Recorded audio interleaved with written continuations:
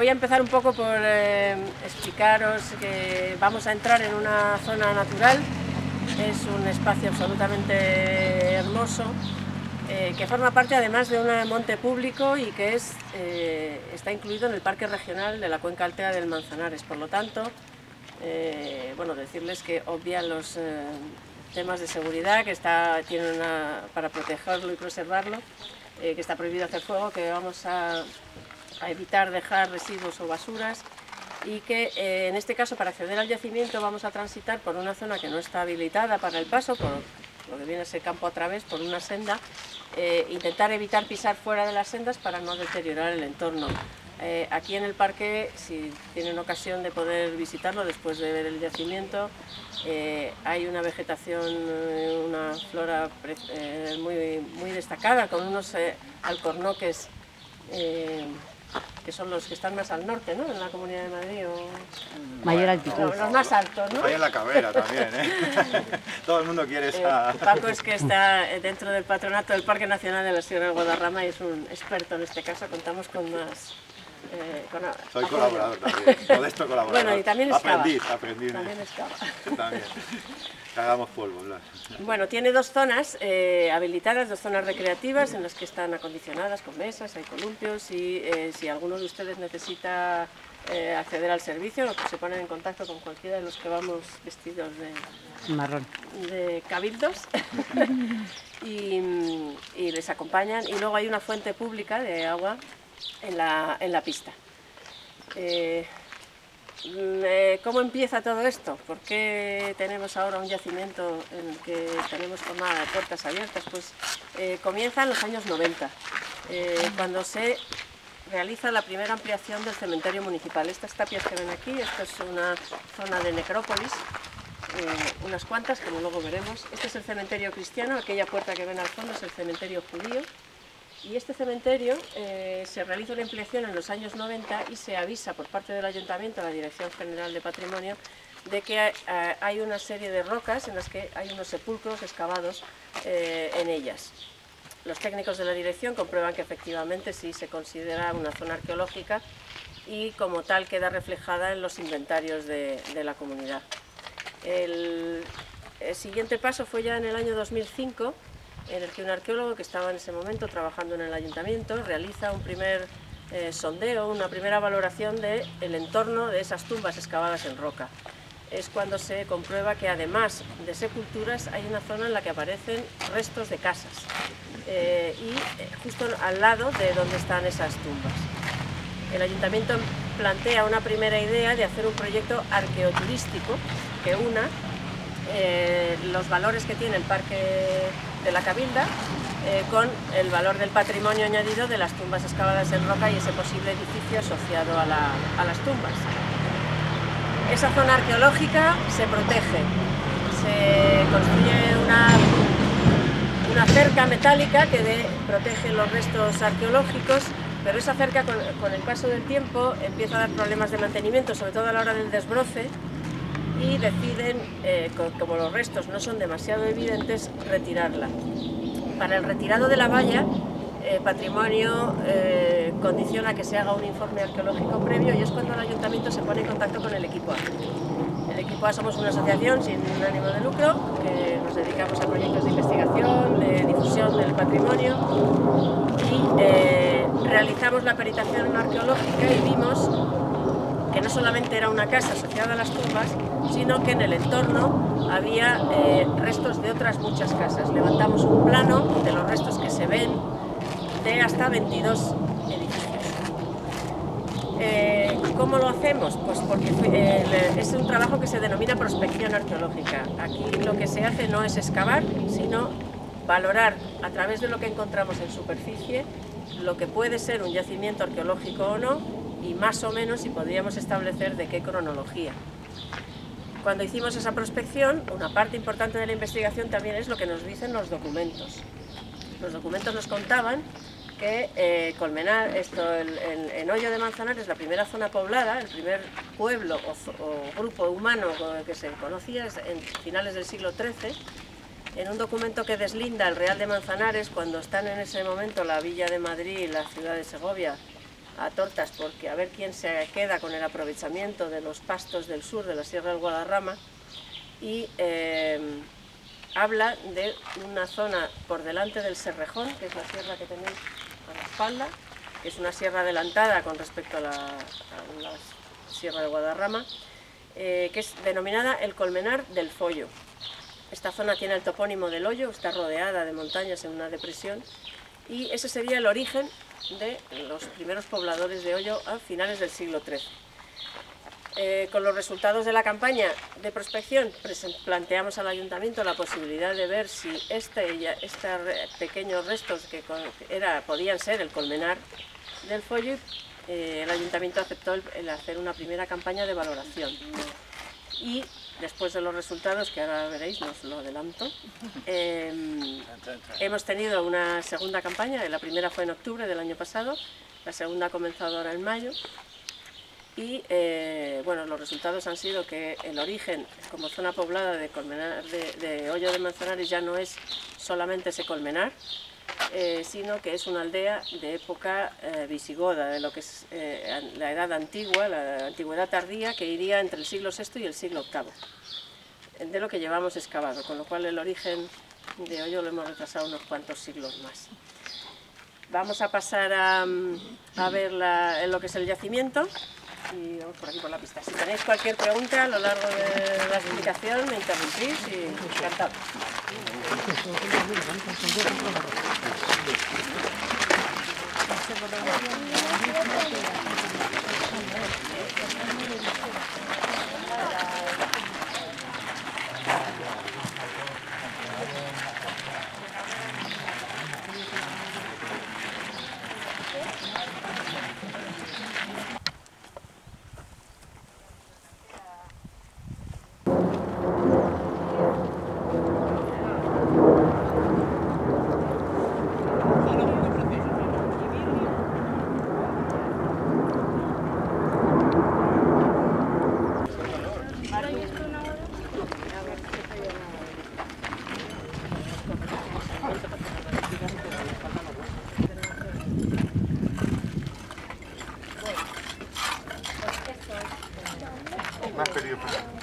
En la parte que veis tapada con arena es lo que se excavó el año pasado.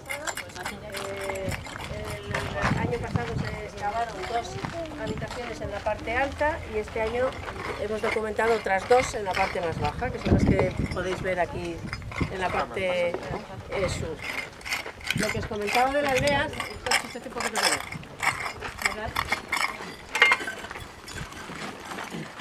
aquí es donde estamos ahora mismo nosotros, y todos los cuadraditos rojos son las estructuras que se ven en superficie.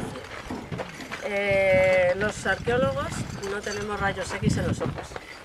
Las cosas hay veces que no demasiado evidentemente, pero se ven. Si os fijáis aquí detrás, este corro de encinas que hemos desbrozado este año para poder hacer la excavación, el año pasado estaba como aquello de allí o como aquello de allí, cerrado con la vegetación. Este edificio no lo conocíamos, no está dibujado aquí. Este ha aparecido este año, al quitar las encinas. Y si os fijáis, aquí hay un amontonamiento de piedras, y son piedras pequeñas, no son piedras naturales como esas que vemos ahí, esos afloramientos rocosos. Las rocas no se rompen así porque sí, y se amontonan aquí, y no allí, ni allí, ni allí, están aquí. Con lo cual podemos deducir que aquí ha habido un derrumbe, se ha caído una casa, y estas son las piedras de los muros. Además, en algún caso aparecen con unas determinadas alineaciones que podemos ver en superficie que nos indican que hay muros de las estructuras. Estos serían, bueno, aquí tenéis la parte que se excavó el año pasado. Son 2 habitaciones, una primera aquí y otra allí, más atrás. La de atrás está muy expoliada porque, si os fijáis, hay una tapia de la finca de al lado, que es la finca particular en la que se desarrolla la mayor parte del yacimiento, que ha aprovechado las piedras cortadas, pues las coge y en lugar de comprarlas, o puede cortarlas de los peñones. En estas 2 habitaciones de arriba, lo que apareció, aparte de otros materiales que luego veremos, son este cuadrado de aquí y aquí este círculo, son 2 estructuras de combustión, es la cocina y el horno.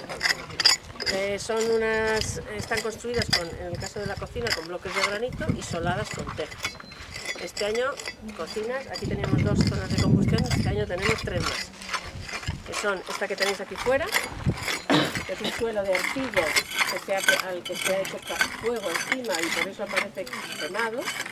Normalmente las zonas donde hacen fuego las preparan para poder colocar con cierta estabilidad tanto el fuego como los traspasarlos. No puedes caer ahí con la rompa y te quedes sin comer. Esto sería lo que hay, es una barbacoa con cocina exterior apoyada en el muro de la casa. Tenéis allí delante de aquel peñote donde está Natalia. Natalia, échate un poquito para un lado que vea la cocinita. Esa zona solada con tejas, tenéis ahí otra zona de fuego, sería en este caso una cocina interior. Y luego lo veréis mejor, en la esquina del yacimiento fuera ha aparecido un pequeño hornito, que es un simple agujero excavado en el suelo, así llegan hasta la roca. Y allí estaba lleno de cenizas, allí habían cocinado muy bien. Esta gente hace la mayor parte de la vida al exterior. Dentro no hay luz, no hay demasiada ventilación porque las casas a la vez de los como y no tienen chimeneas, los fuegos interiores provocarían bastante humo, con lo cual si hay posibilidad se vive fuera. El edificio, si se fijan, está perfectamente orientado a mediodía, a la solana, a la zona con más iluminación y mejor temperatura. Protegido la aldea, como les explicaba antes, con la sierra a la espalda, y desde aquí no se ve por la tapia del cementerio, luego se lo recordaré cuando estamos dentro, pero se ven hasta los montes de Toledo y la fosa del Tajo. O sea, hay una visibilidad y un control del espacio impresionante desde esta pequeñita ladera. Las casas las construyen aprovechando la roca. Esas rocas que están cortadas les sirven por un lado de pared y por el otro lado de cantera para sacar los bloques de mampostería, de los bloques irregulares con los que construyen los muros. Son muros de doble cara, tienen 2 filas de piedra careadas a ambos lados y en el centro los rellenan con el mortero y piedras más pequeñas. Aquí los morteros no son de cemento ni de cal, son simple barro, es tierra y agua. No tienen suelos más que las zonas que hemos visto de combustión, y sobre estos muros lo que se coloca es una estructura de madera. Esa estructura de madera tendrían vigas, algún tablón, algunas ramas y sobre ellas la cubierta de tejas. Al menos las 4 habitaciones de este edificio estaban cubiertas con tejas. Son grandes tejas de medio metro o quizá algo más de largo y 30 centímetros de la cabeza. Son piezas muy gruesas, más planas de lo que es la teja árabe que vemos ya después, ya en época de repoblación segoviana, y que tienen una peculiaridad, que tienen marcas. Con los dedos, cuando están fabricando las tejas sobre los moldes, realizan unos dibujos con el dedo, con un instrumento que se llama peine, es una pieza de madera dentada, trazan rayas, trazan ondas, en muchos casos tienen un sentido estético o de marca, pero también funcional. Eso facilita, esa rugosidad que provoca el dibujo, facilita que el barro que ponen entre una teja y otra se agarre mejor y las tejas no se deslicen en el tejado cuando las colocan. Si os acercáis por aquí podéis ver las tejas, algunas.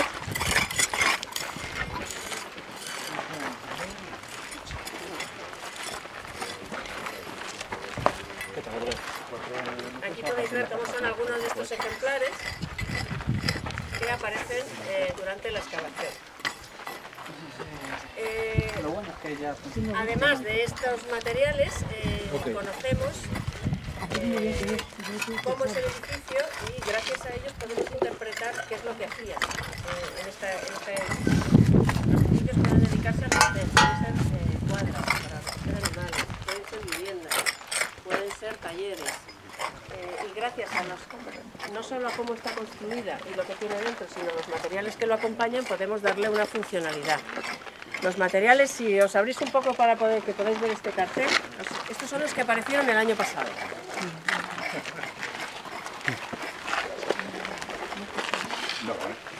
El más abundante en los yacimientos arqueológicos es la cerámica. Tienen 3 tipos de usos básicos, que son el almacenamiento, son los grandes cacharros en los que guardan agua, guardan el grano y los alimentos. vajilla de mesa, que es la que utilizan para servir la mesa y comer. Y luego la cerámica de cocina, que esa la identificamos porque el exterior de las piezas está quemado, está ennegrecido por haberlo sometido a la acción del fuego. Esa cerámica la recogemos en trocitos pequeñitos que podréis ver en las bolsas que tienen los chicos, y luego tenemos que hacer un puzzle un poco complicado porque no tenemos todas las piezas, pero que sí nos van informando un poco de las formas. Y gracias a eso sabemos que utilizaban ollas, jarras, orzas grandes donde almacenaban, fuentes o platos abiertos.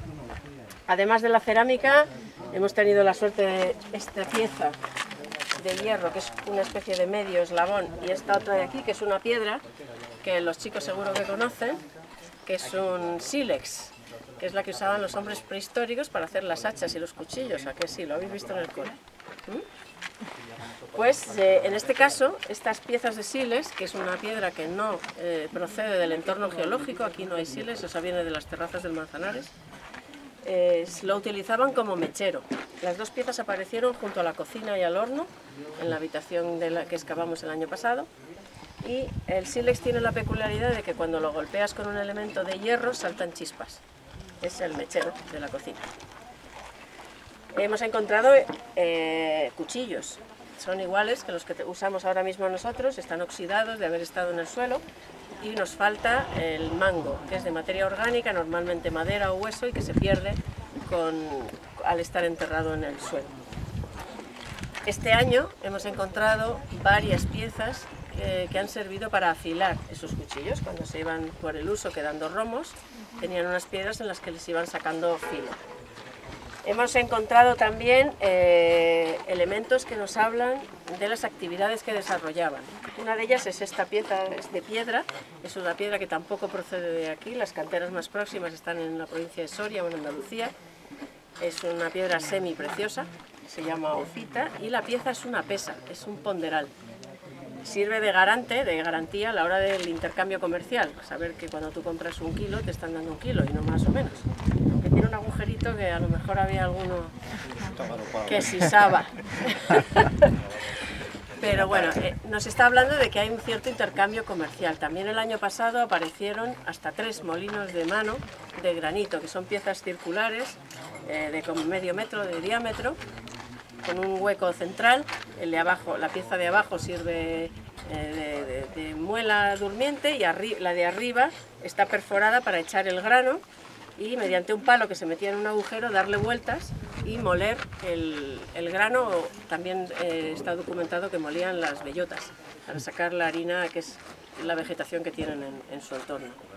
También nos habla entonces ya no solo de molienda, sino también de una cierta actividad agrícola. Este año hemos podido documentar una actividad más, que ha sido la industria textil, y ha sido a través de 2 piezas. Bueno, hoy ha salido la tercera, hace un ratito. ¿Hemos traído suerte? Que sí.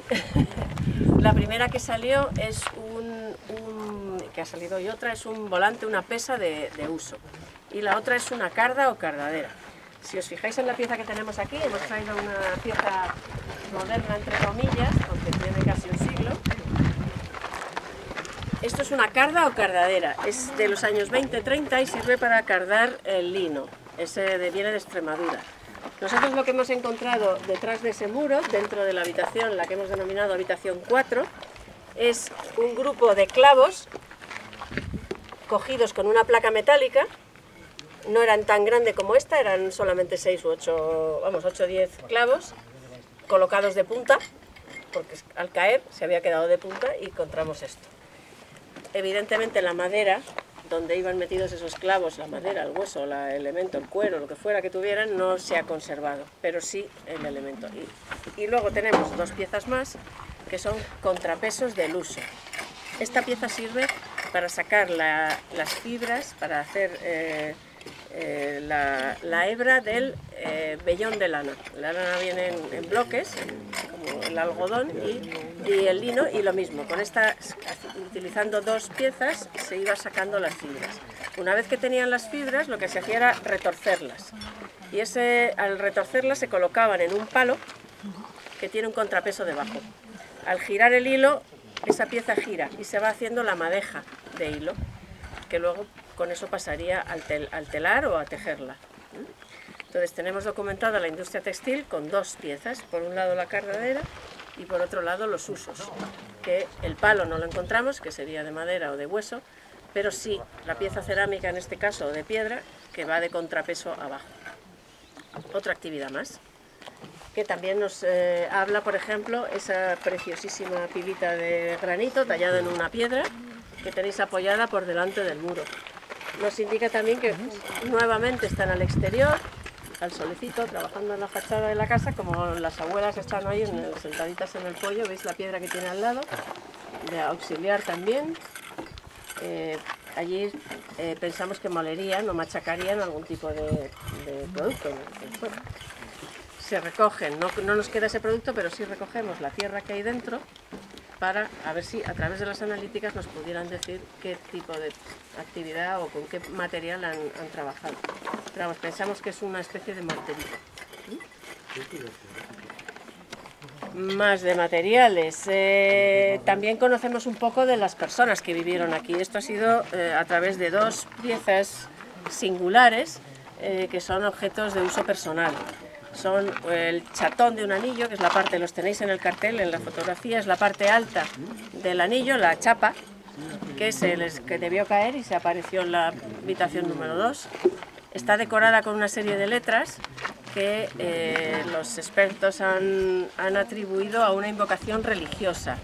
Es un crismón, un viva sin Cristo, con lo cual nos habla de que esta gente ya tenían una religión asumida, que era el cristianismo, y llevaban un anillo protector, como ahora llevamos la cruz o la Virgen del Carmen, y un pendiente que es también muy bonito, de plata y bronce, con dos cuentas, que pertenecería a una de las mujeres que vivieron en estas casas. Estas casas pertenecen a agrupaciones familiares normalmente, por lo que se conoce de otros yacimientos. Son varios edificios que pueden pertenecer a varias generaciones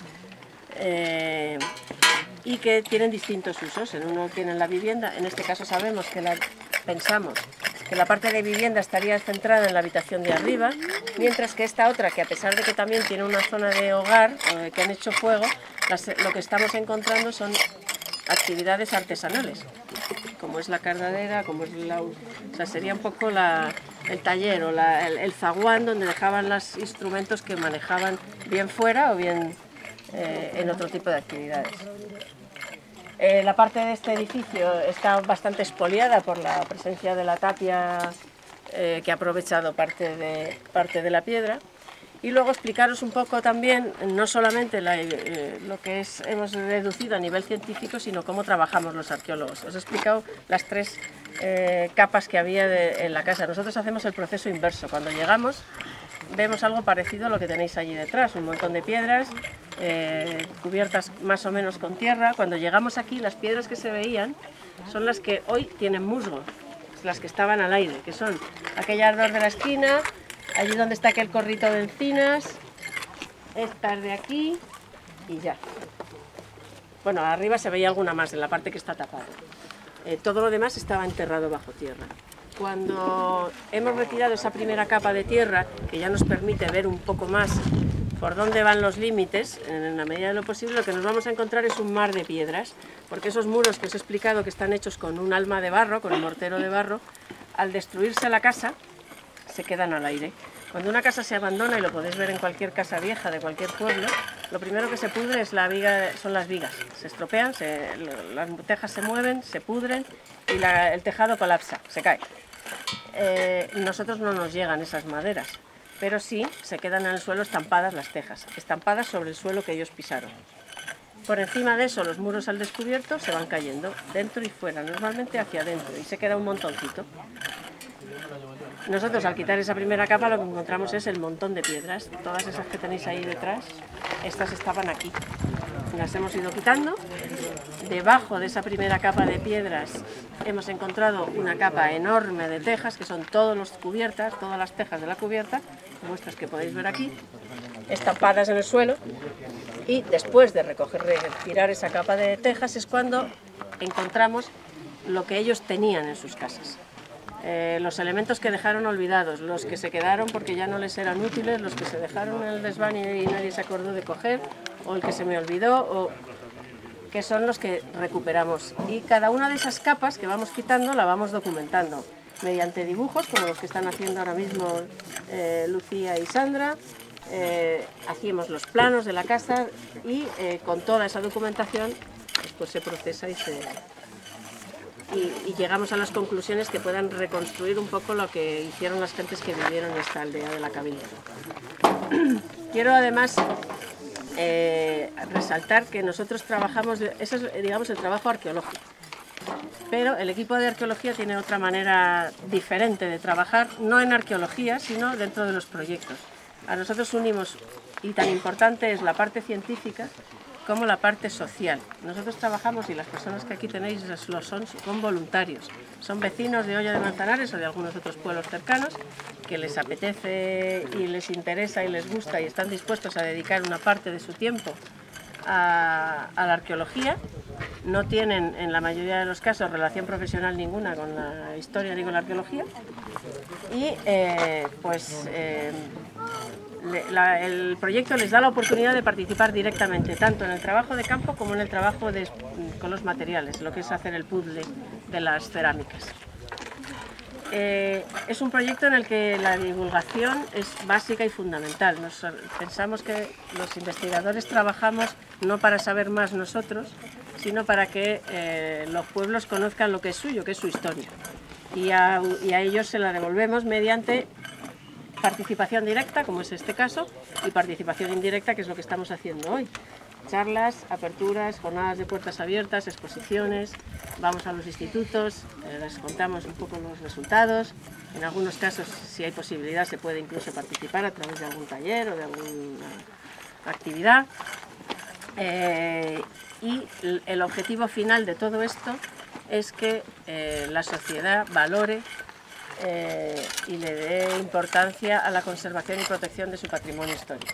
Este proyecto además no termina aquí, sino que tiene una pata añadida, que es que el ayuntamiento lo ha integrado dentro de un proyecto de puesta en valor, de manera que sea un recurso de desarrollo local, que cree puestos de trabajo de las personas que lo guíen, que ustedes después de la visita se tomen un café en los bares del pueblo, o que se queden a comer, o que compren la camiseta esa tan bonita, o cuando haya merchandising, que no lo hay todavía, pero... Es decir, que no solamente aportamos información a la historia del pueblo, colaboramos en la protección y conservación del patrimonio, sino que a la larga esto puede ser un recurso de desarrollo de los municipios, no solo de Hoyo, de Manzanares, sino de toda la Sierra del Guadarrama.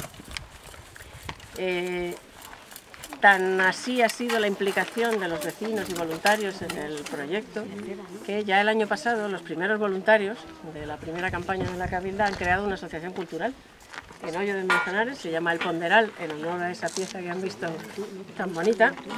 Fue uno de ellos los que la encontró, y mantienen la actividad de documentación de su propio patrimonio, haciendo trabajos de archivo, hablando con las personas mayores, que les cuenten cómo era la vida en el pueblo hace no mucho, porque vosotros que ya vivís en la sierra o estáis por la sierra no vais a conocer cómo se vivía en estos pueblos, ahora ya son casi ciudades del dormitorio. Y hasta hace no mucho, aquí lo que había eran pastores con cabras y gente produciendo miel en los colmenares o sacando piedra de las canteras, y eso es importante porque forma parte de la historia de todos estos pueblos. Y con estas asociaciones y estos grupos de vecinos lo que se hace es mantener esa actividad de protección y estudio del patrimonio. No sé si tenéis alguna pregunta, hace un calor que te mueres. Hemos terminado de ver a los vivos y si os parece nos vamos a ver a los muertos, que están aquí detrás.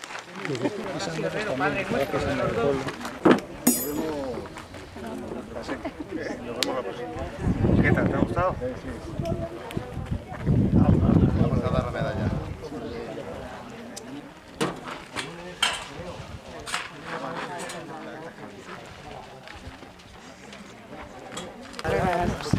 ¿Cómo te para la foto? Claro. Fórmula 1 prehistórico, o sea que se te puede dar.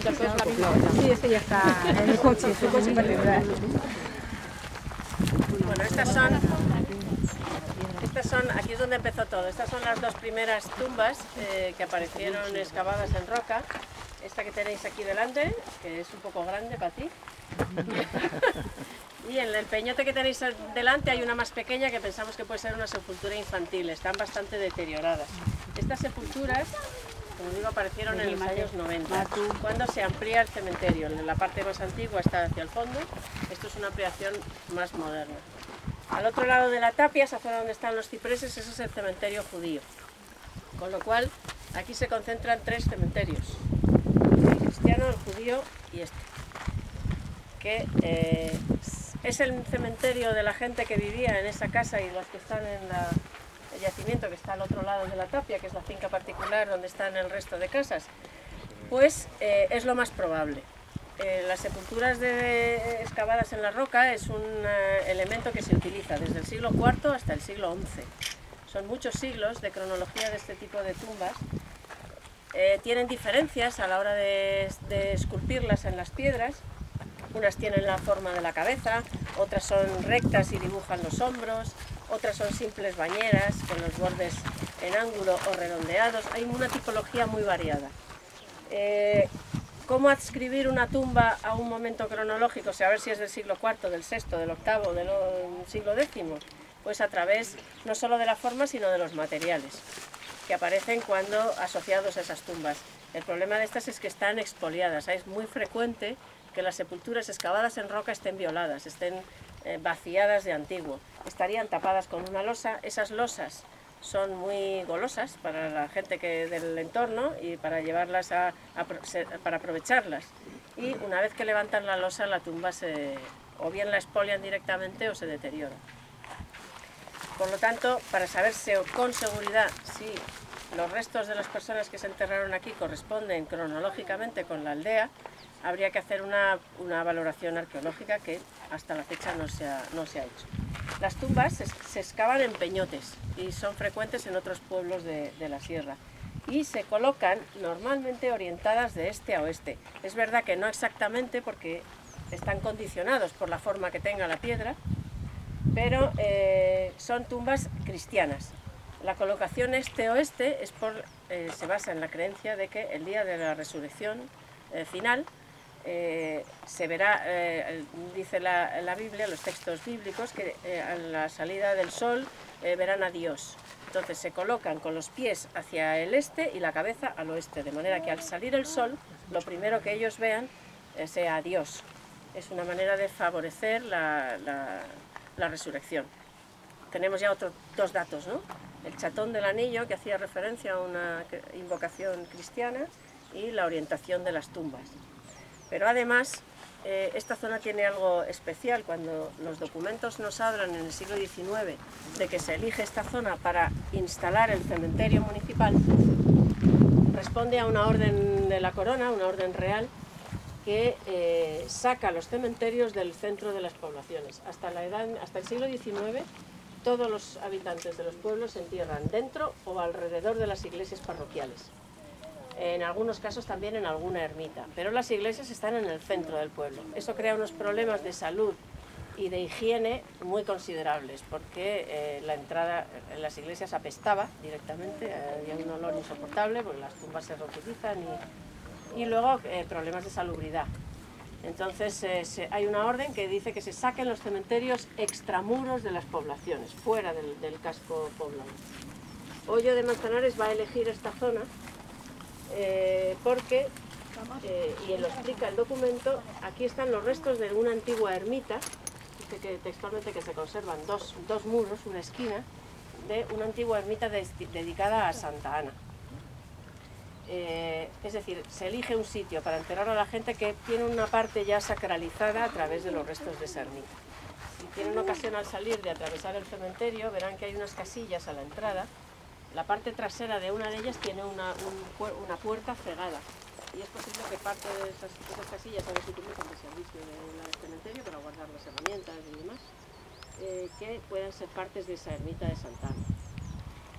Tenemos las casas, tenemos los muertos y es probable que tengamos también la parroquia. Que esos restos de esa ermita dedicada a Santa Ana pudiera ser el centro de culto de la gente que vivía en esta aldea.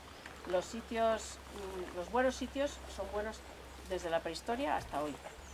Y se mantiene su uso, se mantiene su dedicación, y este sitio tiene algo. Si ahora sí que tienen ocasión de subirse a la piedra esta, es donde pueden ver hasta los montes de Toledo, desde aquí, antes no por la tapia.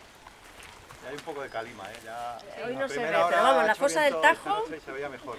es una pasada. La primera hora se veía para hasta la Siega para y que Gredos, vean el entorno tan singular que tiene el espacio, y ya no solo de control de territorio, sino también religioso. Es un sitio en el que se ha mantenido como lugar sagrado, de respeto importante, a lo largo de muchos siglos. Se conservan estas dos tumbas, hay otra más allí, que si queréis nos acercamos a verla. Y yo con esto un poco termino mi explicación. Yo les emplazo a final de año, a principios del año que viene, que es cuando esa última pata del proyecto, que será la apertura del yacimiento al público, la puesta en valor, podrán ver la casita de otra manera, y la parte que está tapada hoy ya la podrán ver también completa.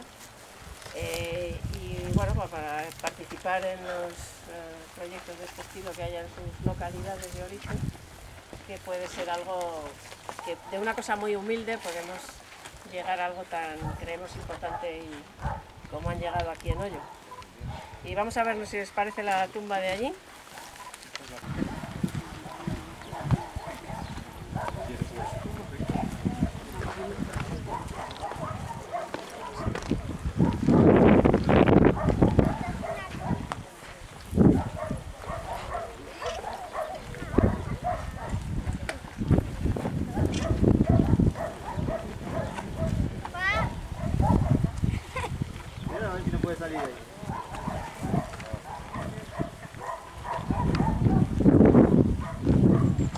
Es una finca, no sé si... Bueno, esperamos un poco que venga el resto.